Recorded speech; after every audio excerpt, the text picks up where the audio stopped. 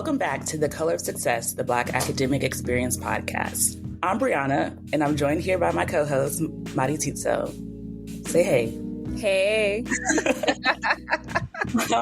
Today we have a very special guest, Dr. Tiffanie Lewis Durham. Welcome, Dr. Lewis Durham. Thank you so much for having me. I'm excited to be here. Yes, I'm so excited to have you here as well. Just for the people listening, Dr. Lewis Durham was one of my professors, and she made a profound impact on me. I really enjoyed her class, and I can't stop talking about it since I took it. So, thank you for coming again. Mm-hmm. I'm so humbled, Brianna. I love that. I love your class. That class, and it was a fun class. So I'm excited, and I'm just so humbled and appreciate you so much. Oh, anytime. Those were topics that I'm really passionate about. So I think I just enjoyed being in this space with educators again, because I don't get that opportunity all the time in my department. So I guess to start off, could you just tell us a little bit about who you are? Yeah, sure. I was born and raised in Brooklyn, New York in the 80s. And I think that that's important context to have. Times were so different then in New York City, and it even looks so different now than how it was when I grew up. And so I was raised by a single mom. We had a ton of family around. So there was a ton of family in Brooklyn. I have two sisters who I grew up with. I would describe our upbringing as impoverished. Mm-hmm. My mom did not graduate from high school, so her highest level of completion was the 11th grade. And she was an incredible, very brilliant person with lots of world and life experience, but not higher education. Mm-hmm. And I think that put her in a mindset to really push us towards higher education. At that time, it was a big deal, right, for kids to go to college. It was like, you're going to school. There is no question about it. Mm-hmm. We want this for you. I'm going to sacrifice everything I can for you, and you're going to go to college. So I always knew I was going to go to college, and I was always really ambitious. I got involved in all the things. I think folks would describe me as joyous. I always see the glass half full. Yeah. And maybe that gets me into trouble sometimes too. Maybe people would describe that as naive, but I've been told the same thing. Yeah. I think that, generally that was growing up in New York City in the 80s at a time when crack cocaine was making a huge impact in New York City streets, mm-hmm. and watching the folks that I loved around me sort of struggle with different kinds of addiction. And when I say folks around me, I'm talking about like community members, mm-hmm. Struggle with addiction and living in poverty, and all of those things sort of helped me understand that my purpose in life was to serve other folks. And so I always knew that I would end up in some sort of role where I was working with people. I thought that I would be making them laugh. I thought that I would be an actress, right, doing some sort of comedy. But the universe had other plans. And so I ended up going away to college in Pennsylvania. I studied journalism and psychology, and thought that I would be a psychologist. And then after undergrad, things change, right? Lots of things happen and things change. Yeah. But yeah, I always knew I was going to be helping people. I knew I was always going to be serving people. And I think that was just because of growing up in an environment where you would watch folks struggle, and you had a sense that their struggle was due to something bigger.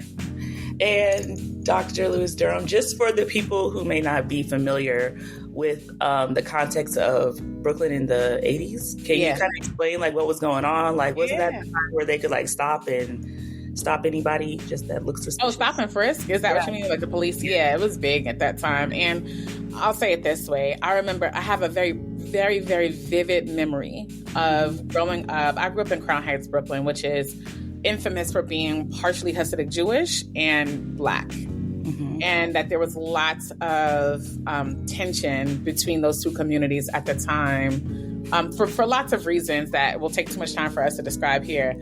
But lots of tension between those two communities at the time, although one thing they shared in common was oppression, right? Both groups feeling and having a sense for what oppression could be, what discrimination could be, but there was still tension at the time. I think beyond that, I remember having also a very vivid memory of hearing over and over again this narrative that Black men at that time were very likely, like 1 in 4 chance of being killed before they were the age 21. And so gun violence was huge in New York City at the time.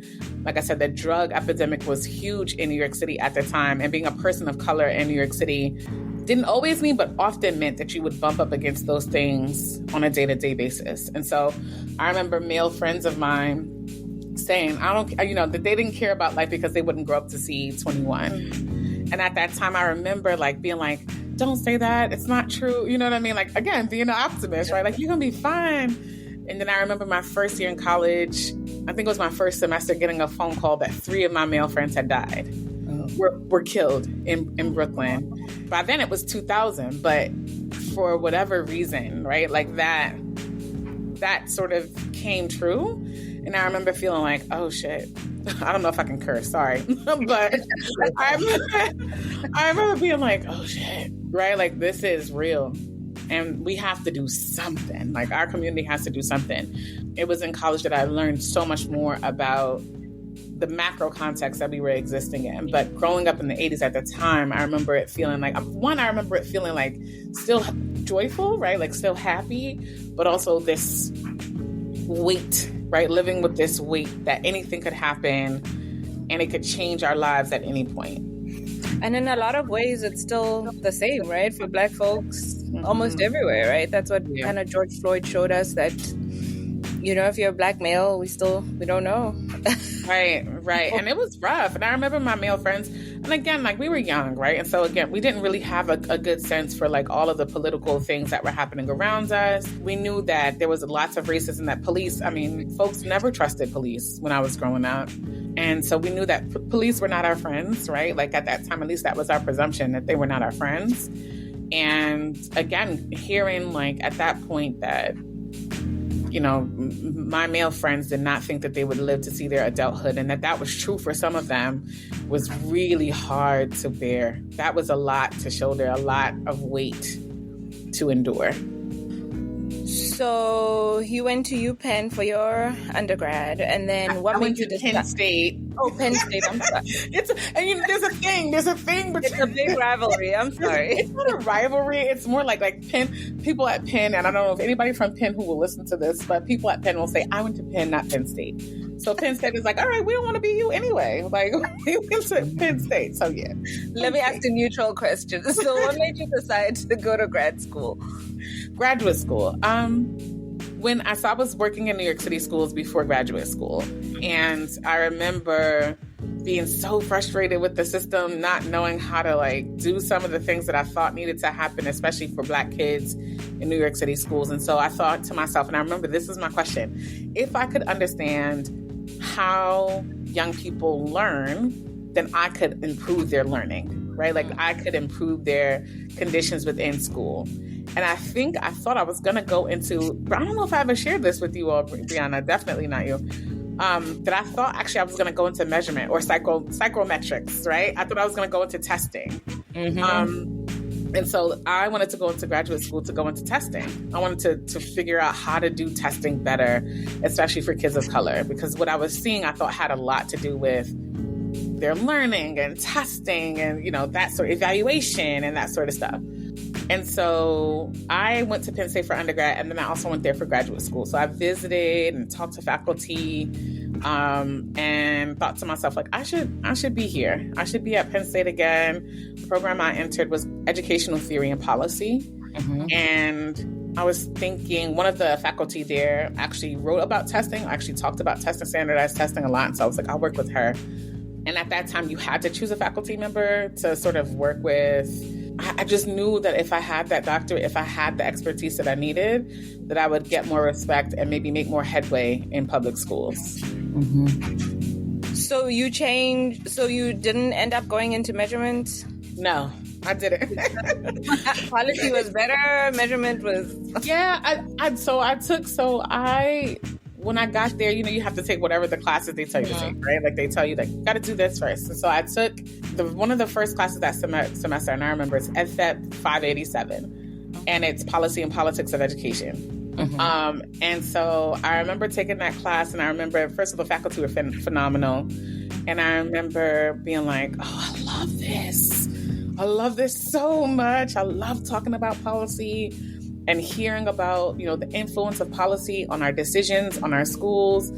And, before I could even get to testing, we have to think about like what policies make it such that you have to test, right? Or who thought about these bigger, like who thought that assessments, standardized tests would be the way to like gauge and sort, right? Because it is a sorting mechanism to gauge and sort. And I wrote my first paper in that classroom on a standardized test in New York City that I took, that my sisters took, that they still take in New York City schools. And I remember so much of the paper when I was doing the research was about the policy, the standardized testing policy. And I just fell in love with thinking about educational policy and really wanted to figure out, how do I impact and influence policy? Who do I need to talk to? What do I need to do? So I ended up just thinking about studying and writing my dissertation on policy. And I still think and write about policy to this day. We gotta be careful because we could easily geek out on. Right. Because honestly, I feel like if I had taken some of those ELC classes my first year, I don't know where I would have been. For sure. Sorry, go ahead.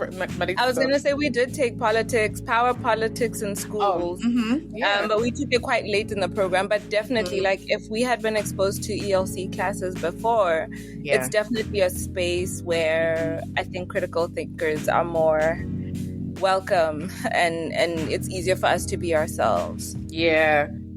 I was going to say it's important, right? And I think that, all of the students who are in the College of Education or the School of Education at UNCG should be taking some sort of foundations class, right? Because it may not mean that you study foundations and you remain in foundations, but to have that thinking and have those skills that you build will only help you strengthen your discipline, right? It'll help you make your discipline stronger if you build the skills to think critically and ask these powerful questions about how people are interacting with each other. What does our curriculum look like? Why is testing a thing? What policies make it so, right?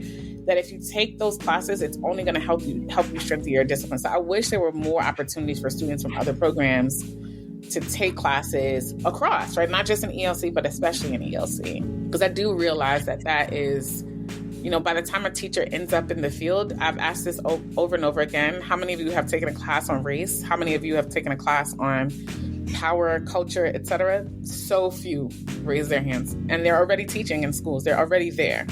So for me, if I had it my way, folks would take more classes like that.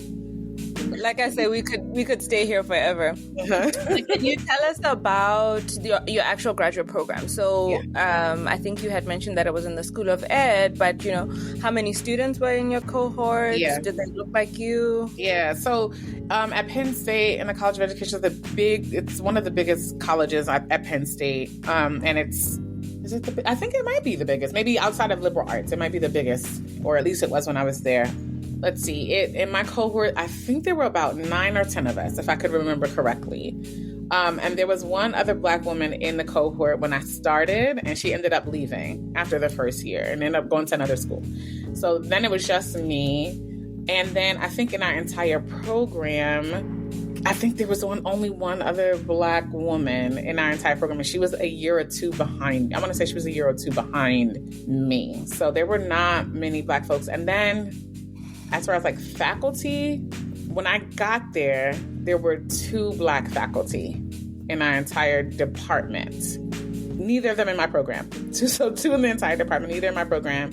And then one of them left the other one there. So there were just not many Black folks, but other folks of color. I remember there was a woman who was Indian who was phenomenal. That might have been it. There were not very many folks of color in our program, in our department at Penn State. Penn State is located in central Pennsylvania. And even the white folks there remark about how white it is. It is a white, super duper white part of our country and super duper white part of Pennsylvania. So not many folks of color in my program, in my department, or at the university. So what was the racial climate like? given that it was very white, did you feel like you stood out? Penn State has such a history of like racial tension. And I remember, and I was there for undergraduate. Actually, there was a big incident where the president of the Black Student Union was receiving death threats. And at that time, the university wasn't taking it seriously. Times were so different. They were not now times. The university hadn't taken it seriously until there was a Black person found dead in central Pennsylvania during that time, almost at the same time that the person was receiving death threats. And it was too coincidental, right? Like, students felt like, this is bug. This is crazy. Like, that there's a Black person who's there's hardly any Black people here. So how did a Black person end up dead here in central Pennsylvania? And lots of questions were being asked. And I remember the police basically didn't have answers. And so students were protesting. And I remember we were part of protests at the university to ask for more support for Black students. And that amounted to developing an Africana Research Center at the university, hiring more Black faculty, having more faculty and staff who would engage with and support Black students at the university at the time. And Penn State had that as part of this racial tension was part of the fabric of the university for a long time. And I think I've heard recently that some of this stuff has been coming to the surface again, right? Like that there are folks who maybe had not had much, audience when it came to these issues, or are now getting more audience again and making students of color feel unsafe. And so there's always been that at Penn State. There's always been these racial tensions at Penn State that sometimes bubble to the surface. And then, oftentimes it happens in the dorms, right? Students don't report it. So there's always been that. When I was in graduate school, I would say that stuff was still there. But at the graduate level, it feels and looks different, right? Mm-hmm. It feels less direct, right? It feels less blatant. No one is going to walk around. No one in my graduate program walked around and said, Tiffanie, you're not important because you're a Black woman. But certainly some of the things I brought up in class were minimized, right? Mm-hmm. And certainly some of the things that I wanted to study and research were minimized. There was no one at Penn State in my department at the time who was writing or thinking about critical race theory. No one. I had to go to another department with another faculty member to do an independent study to write and learn about critical race theory. So I think racially, it has always been a tense space. And that is something that did not disappear when I was in graduate school. I was just wondering, how did that align, with politically what was going on? Because I think you said you were an undergrad in 2000. 2004, I was an undergrad. And then I left for 4 years, or I went back home for 4 years and then went back for graduate school. Which I don't even know. Why did I go back there for graduate school? I think it was because of the woman who I thought I was going to work with. Because I don't know, I was crazy. But also I got funding. I got funding for 4 years. So I was actually for 5 years. So I was good, and I wanted to work with the one faculty member. But George W. was the president at that time. And I remember it was his second term. So he was still in his second term by the time I got back for graduate school. That was the term that people were saying was stolen, or was it the first one? I can't remember. One of them people were alleging that it was stolen. And he was on his way out, though, because Barack Obama was nominated. He was elected president in November of that year, November 2008. So things were shifting for sure related to that, but not a ton, right? Because then people started to be like, oh, we're post-racial, right? We nominated a Black president. We are post-racial. All the racial issues are gone, which is why when you bring up I want to talk about race and racism, people there were definitely faculty members who were just like, well, define racism. I don't think what you're describing is actually racism. Or, we've come so far. Things they're so much better than they used to be, right? And so that was the election of Barack Obama. And so the macro context of what was happening at the time definitely impacted the way we were thinking and moving and just engaging with each other in our departments. Yeah, and I can only imagine that's more even more frustrating to me to be like, this is still a problem, and they're like, oh no, it doesn't exist, you're crazy. Yeah. Who are you? I remember in one of my classes, it was my history of ed class, and I love that faculty member. The professor who taught it, phenomenal, real smart, good historian. I remember we read something, I can't remember what it was that we read, and it was about race. It was something about race, and I remember bringing it up, and I remember one of my classmates saying, I read this, and I made sense of it, and yes, I get it, but like, I get really tired of talking about race. And I remember being like, must be nice. Imagine living it, right? Imagine living this every single day. And I remember giving her like grace, right? Because I was like, I'm gonna give you grace because I could tear you up right now, but I'm gonna give you grace. Let me give you some grace for lots of reasons, right? Like, I need to get through this. I want to survive. And I want to do the work that I know is important. Getting you to change your mind is not my purpose today. I want to do the work that I think is important. And I remember that it lingered with me. There's so many things that have lingered with me from my graduate program that I have made it my duty not to repeat and replicate in our program, right? And in our department. And so that experience has definitely shaped me. And did you feel like you belonged in your program? Yeah, definitely. I think I felt like I belonged. I'm never the kind of person that enters a space and it feels like, well, let me take this back. I always notice that I'm the only Black person there. I always notice that. But I also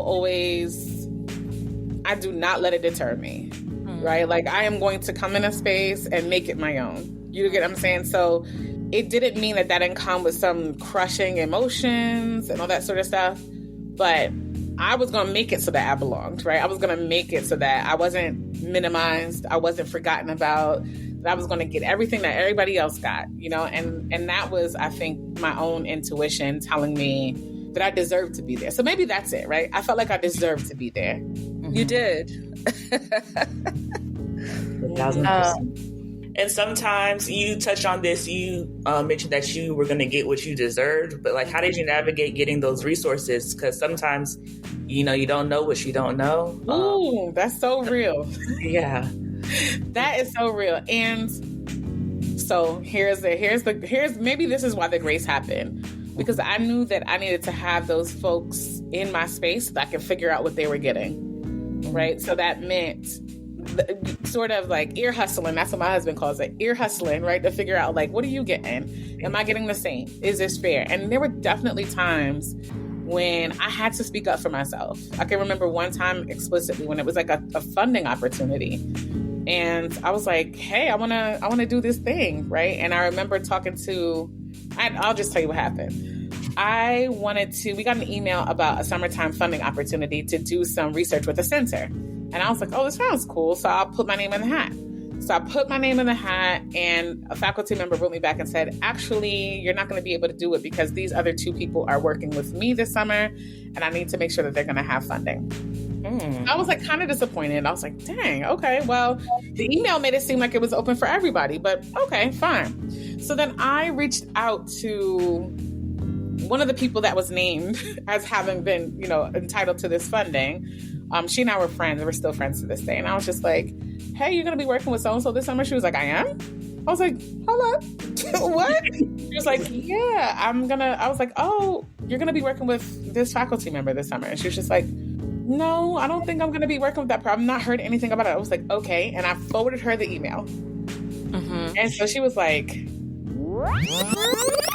And it's time for our ad break. Thanks so much for listening. We'll be right back. Are you registered to vote?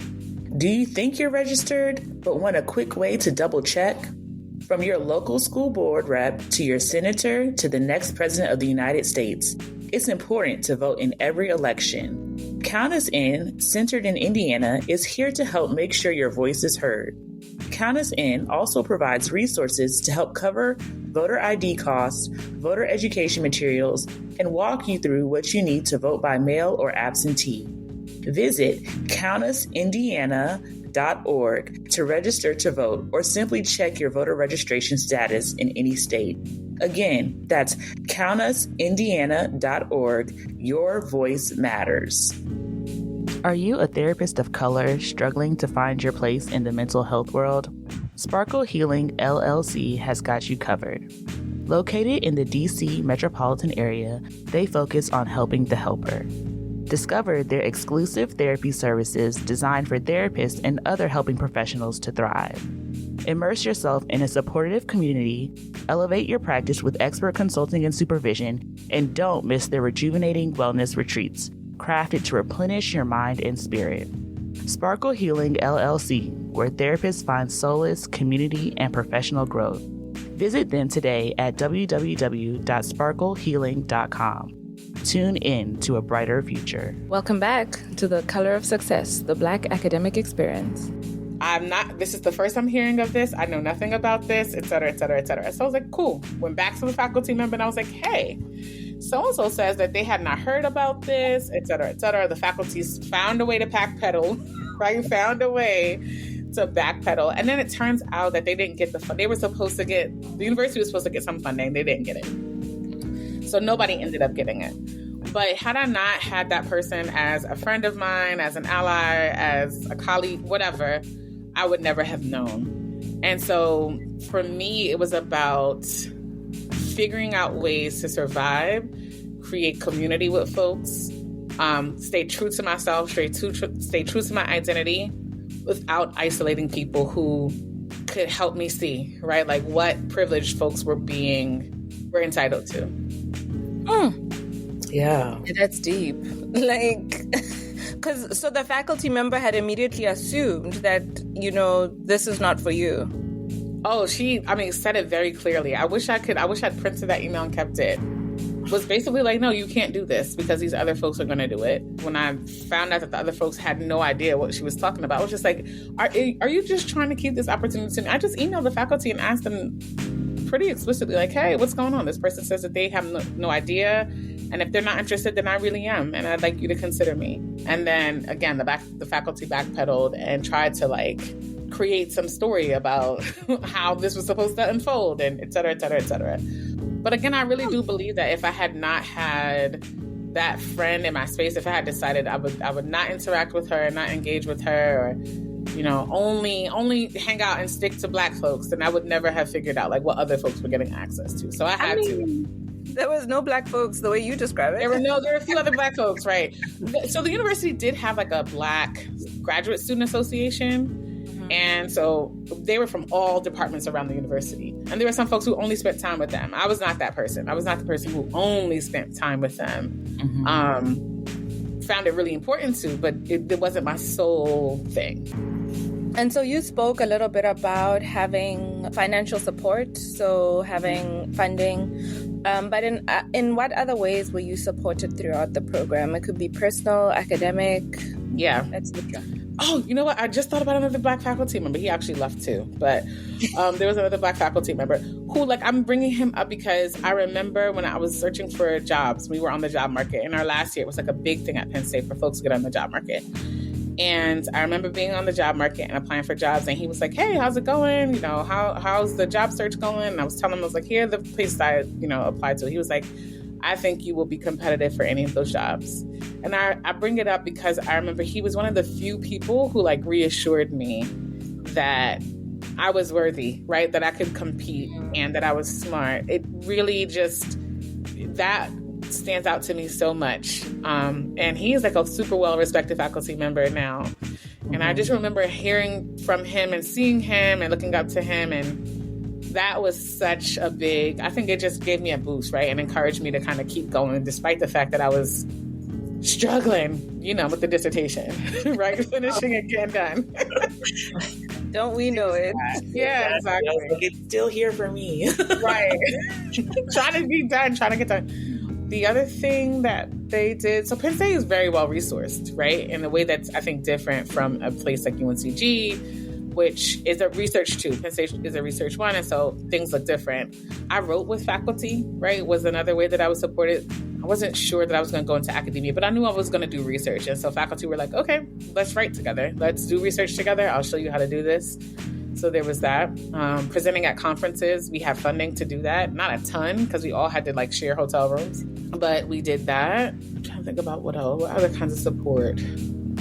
Friends of mine who were super supportive. My husband, who was at the time, my boyfriend, was there. So there was personal and family support. That's good. Yeah, and there was funding for, if you were a full-time graduate student at Penn State, it was highly likely that you were mostly funded to finish the program. Yeah, funding is so important. Very, very important, yes. And so how did you care for yourself personally? What does your self-care look like? Because I imagine at points you probably felt pretty drained. Oh yeah, definitely. I don't think I did that well. I'll be honest with you. I don't think that I think it wasn't until after I left that I was just like, oh, that was hard. You know what I mean? Like, it was hard during, but knowing that it had an impact on me. And I think even to this day, I'm still figuring out how it shaped me, right? I don't think that I cared for myself very well during the process, because I had a mindset at the time, and this was very common, right? That hustle, work. And I think only recently I've reflected about how that is internalized capitalism, right? That this is an internalized idea that is not real, right? It's not healthy. It's not supportive. And so I worked a lot. I did a lot of work. I wanted to be a good student, right? Because there was also this narrative around like who was smart and who was good. And I wanted to be in that, right? Like, I wanted to be in that category. So I guess it was competitive. And I don't think that I was super reflective. And now, as a faculty member, I try to help students be reflective about that. What that means to exhaust yourself to the point of being unhealthy, right? And what it means to have some internalized messages about what is good, what is perfect, what is enough. Try to reflect about those things now. So I try to now, in my gray hair days, I tried to be a little bit more thoughtful about it now and how I see it shaping students. I don't think I did it right when it was for myself. It is kind of hard, to step back. Oh yeah, when you're in the thick of it, right? When you're in the thick of it, it's tough because you want to get done, you want to do it well. And again, you have these internalized messages about what is good. And it really is important for you to figure out what you want, right? And to know that this is just one small slice of your very long life. Yeah, and that it's not going to, and it shouldn't, right, define you. Yeah, it's hard. And yeah, I could keep going because I'm like, and generational. I was like, being raised by a baby boomer, they're just like, dude, like, you have to go to school. You have to be a good student. Oh, yeah. You have to be better than what I did. And yeah. So it's just embedded in you. Yeah, deeper than it really is. Mm-hmm. What supports did you wish you had? Sorry, Brie. That's what I was going to ask. I wish there were more faculty of color. I wish there were more faculty of color who were willing to build community and to support students of color especially. Because now that I see how, when I think about our department and how we support students, I'm like, dang, if I had us as a graduate student, right? Like, if I had my crew of faculty members as a student, oh my goodness, the thriving, right? Like, I could have been emotionally well, socially well, intellectually well, like all of those things. I wish that there were more faculty of color who understood, who could relate to the student, to me especially. That is the number one thing I think was missing, was having someone who I could go into their office and close the door and complain, right? Like, and that person say, yep, I hear you, I see you, I feel you, right? That didn't exist in my faculty at all. There were definitely faculty members who were supportive, but it just wasn't the same. It wasn't. They wanted to help. They wanted to be there. I think I could have asked for, a different kind of, I could have asked them for lots of things and they would have tried. But there's something about having folks who have gone through the experience themselves in a very similar way that you have, that I think changes the way that you could engage. So I think that would have been really important. And also just to know that my ideas were not crazy, right? Like, I remember there were things that I brought up in my graduate program that no one really latched onto, right? Like, faculty were just like, meh. Again, it was post-racial, right? Obama was elected. That I come back to even now, I'm like, I was right. I was right to be thinking about it this way, right? Like, I was right ahead of the curve, right? I mean, like, so just to have that, right? To know that what I was wanting to think about and write about were not made up things in my head. That they were real things that folks were experiencing, that should be written about, that should be thought about. And I did not have that. So that would have been the number one thing. I think if I had had that, things would have been very different for me. I guess my question is more so now that you're on the flip side, you are like, you know, the Black faculty providing support for the students. How is that for you, like being supported in an environment as a Black faculty? Mm-hmm. Being supportive or supported? Supported. Our department, I think, is like a unicorn, right? Because it is. And I mean, if other folks at UNCG listen to this, I will back that up, right? Like our department, I think, is a special place in that I remember coming to UNCG and beginning to like do more research and think, and instead I'm being like, oh, I'm not critical enough, right? The folks around me are making space and pushing me to think more deeply about race, about justice, about equity, introducing me to folks I had not read before, right? Like, so I remember, and I just coming here and being like, I gotta get deeper, right? Like, I gotta go more. I gotta do more. Mm-hmm. So the support is there, right? For your ideas, for who you are as a person. There's one faculty member who says, like, I love that we can show up as we are. And that is really true in our department. So it has been a safe space. It has been a supportive space. And I think it's because there are faculty who've seen, right? Like they've seen the challenges as well. They've endured it maybe themselves, but then they also have seen it as well. So our department is super supportive of faculty as they are, right? At any part of their identities that we're gonna wrap around you and try to support you. And we try to do the same with our students. And I know that of course it's not perfect, right? Of course we don't always get it right. But if you tell us, we're gonna try, right? Like if a student says, here's what's not right, we're gonna try. We're gonna try to address it. And if we can't, we're gonna think through why we can't, right? Like what it means to not be able to fix something that is broken. But we try our hardest to make things work for our students and for each other. I've just been reflecting on that as we talked before, like thinking about going into academia, like what do you need to be successful as a Black faculty? And even like, you know, the differences between like R1 and R2 institutes, because I'm sure that climate really has an influence on There's a big difference. Like when I go to conferences now and I talk to colleagues of mine who are at Research Ones and at different places, and I was at a Research One before I came to UNCG. Before I left academia, I was at a Research One. It's a different vibe. It is a different vibe. And there's some people who thrive there. There's some faculty of color who will thrive in that environment. It's exactly the space that they need. I wanted to make sure that I would feel whole as a person. That was important to me above anything else. Regardless of the research, regardless of the teaching, regardless of the service, I wanted to feel like I could be a whole person. And that has been true for me here, that I felt like I could be a whole person.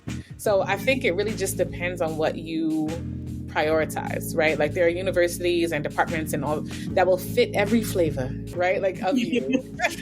But you have to decide what's important to you. And I think what happens in graduate school sometimes, or at least in my graduate experience, is that you sort of let other people's ideas about what success is infiltrate and shape what you think success is. And so I thought success was being out of Research One, right? And publishing as much as I could and going to conferences and doing talks, et cetera, et cetera, et cetera. And then when I was there, I was not happy, right? I was not well. I remember telling my husband, who we had just got married, not to ask me about work when I got home. I wanted to leave work at work.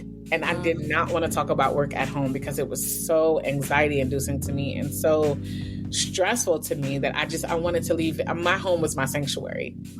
And that just didn't feel right? Like it didn't feel right to have such a strong reaction to work. You know, you don't live to work, you work to live, right? And so I did not want to have that strong of a reaction. So I thought I had to leave academia. I was like, I got to leave. This is not right for me. I am not well. I am exhausted. I'm working 24/7. Like, this is not right.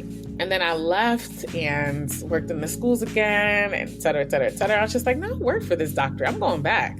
I worked for this, right? Like, I worked for this. It was, you know, I worked hard for this. And there has to be a space that I could feel like a whole person. And I'm going to try. And if I don't find it, right, like if, you know, being back on the market, if I interview places and I don't find it, then I will stay here.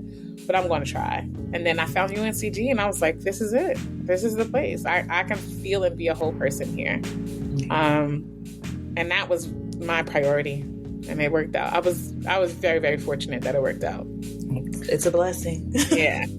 And so to come back to where we started, do you feel like you are of service, right? Like, so has this grad school experience put you in a place where you feel like you are serving folks in the way that you wanted to as you went off to college? I love that question because, the truth is that we can always do more, right? Like, we can always do more. There's always more service. I really like that I can be in a position where folks who are getting their doctorates, folks who are getting their masters can see themselves in me, right? Like in any small slice, whether it's just we both Black and we can vibe, right? Or we're Black women or whatever it is, right? I really think that is a huge service, right, to folks. And I appreciate and I'm grateful that I'm able to do that. And then I'm also really, really...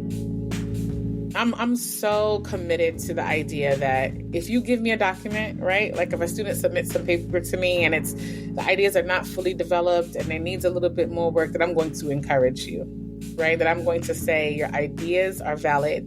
We're going to make sure that this is fleshed out, right? To the point where you can communicate this to folks and you can do whatever it is you want. What I don't want is that their spirits to be crushed. Right? For their ideas to seem unimportant, for them to seem unimportant. And to me, that is the giving back. That is the thing that I wish I had, right? That I'm trying to now make sure is available to our students in our department.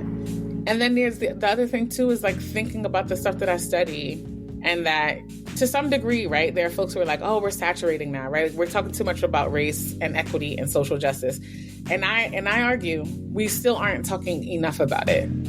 We're still not having the conversations we need to have. We are now faced in this political time with the strongest pushback I've ever seen in my life, right? There are others who have seen stronger, but in my lifetime, I've not seen a pushback on conversations about race, on the kinds of books that we can have, on, the Moms for Liberty saying that, we have to talk about this and that in schools, et cetera. I would say we haven't talked about it enough. If there are still folks who are saying that it is not important and that actually it is unhealthy to talk about these things, then it means that we haven't gone far enough. So I feel like that is a service to our intellect, right? Mm-hmm. To continue to serve, to continue to study those things, to continue to examine those things and have conversations, to make sure our teachers are prepared with that knowledge when they go into schools. That's a service, And so I think that I'm doing something. But there's more to do. That's not how I wanted to make you feel. You definitely are doing something. And our listeners don't know, but when we, were doing the introduction, I said Brianna just could not stop talking about how great it was to be in your class. So you definitely are doing a lot. Well, Thank you. And Brianna, again, I'm humbled by that. And I hope that there are other students who feel seen in our class. I think that's really important. Yeah. And so kind of thinking about your experiences in your grad program, is there any advice that you would give maybe a student in a program or thinking about going to a program? Mm-hmm. The number one advice is to make sure you can be a whole person. If you have to change who you are, change how you think, change how you speak, change how you show up to be in a space, it is not the space for you.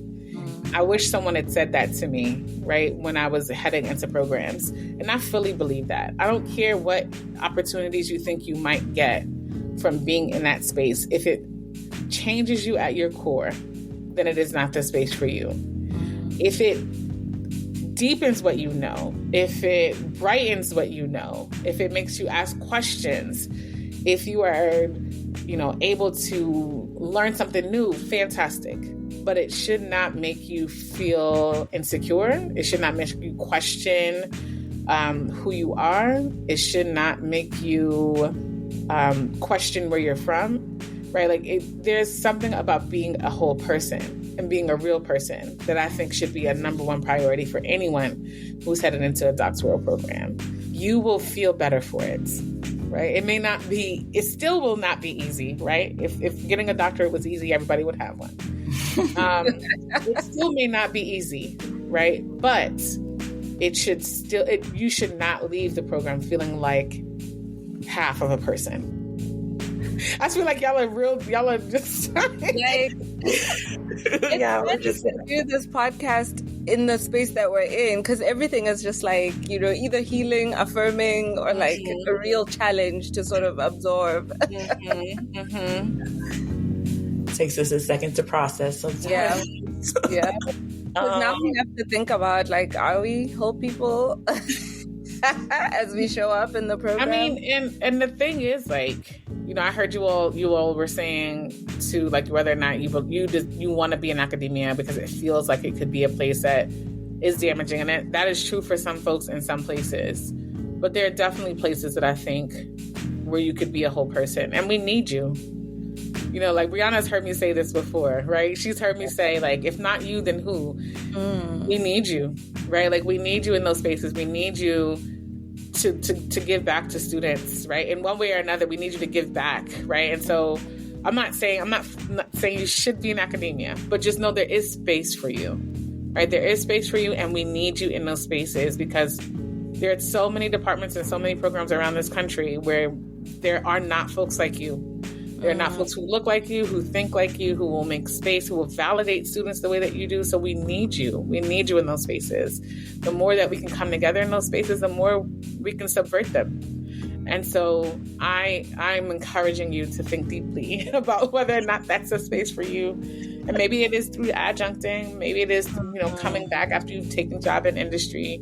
But just know that there is space for you and that you would be desperately needed in those spaces. Thank you. I'm sure that's affirming for both of us to hear. So affirming, like, going back to tears. But yeah, I guess we've kind of touched on most of our questions we have for you, but we kind of like to end on a fun note. And I know you said you're from Brooklyn in the 80s, so I assume that you are somewhat of a music person. I'm definitely a music person. I'm scared where this is going. It's not going anywhere too deep. We just want to know, like, maybe if your graduate experience was an album, what would the album title be? Ooh. Yeah. The first thing that came to mind is Hard Knock Life. It would be a Jay-Z album. I love that. That's the 90s, but yeah, I think it would be Hard Knock Life. I think it would. If I described it, right? But there's something to note about that, right? Like, it's Hard Knock Life because it was tough, but there is so much.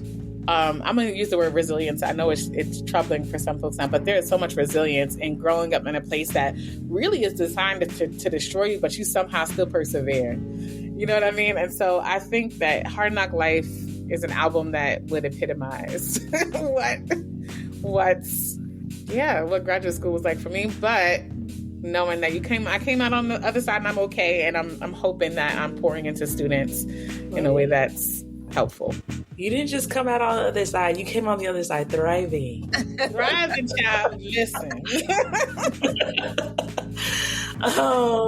But we really appreciate you. I just want to say thank you so much. Like, I really enjoyed our conversation today. It has been healing, maybe things that I needed to hear and wasn't ready for. And thank you for having me, and thank y'all for making this space for folks. I'm glad that this space exists, and I hope that you all continue to do this and continue to provide space for folks. There are so many folks, I think, who would be interested in listening to this and wanting to take from it as much as they can. So thank you for doing this for folks and for giving this to the community. And I'm sending y'all all kinds of good vibes and warm energy as you enter this next phase of your journeys.